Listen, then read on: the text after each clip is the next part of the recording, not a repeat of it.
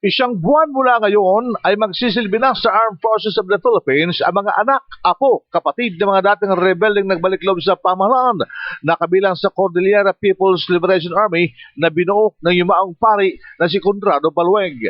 Si Father Conrado Balueg na sumapi sa CPP-NPA na pinamunuan ni Joma Sison ng taong 1979 ay tumiwalag sa komunistang grupo ng taong 1987 at isinulong ang laban sa gobyerno ng binuo nitong Cordillera People's Liberation Army. July 2011, nang dumagda ng kasunduan sa Administrasyong Aquino ang mga natitirang leader ng CPLA at isa sa mga kahilingan nila ay ang mapabilang sa Sandatang Lakas ng Pilipinas ang mga kaanak ng mga CPLA warriors. Sa susunod na buwan ay mayroong 168 sa mga candidate soldiers na mga CPLA integree ang magtatapos at mapapabilang sa AFP.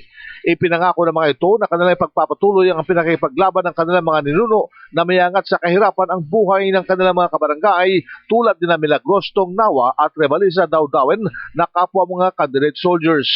Ang programa ng gobyernong ito ay malaking tulong sa pag-angat ng ekonomiya at sa sarili din namin.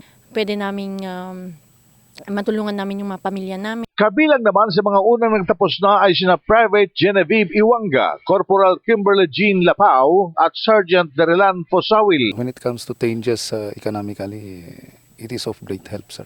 The integration program is of great help, sir.